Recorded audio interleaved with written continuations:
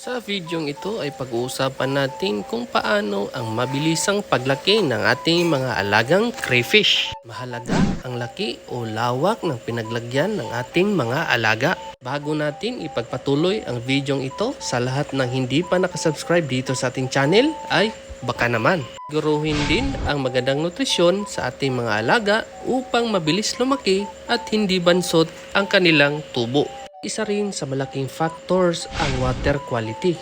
Dahil kung hindi natin tinututukan ang water quality ay maaring hindi na sila lumaki o mamatay sa kadahilan ng hindi maganda ang water conditioning mo.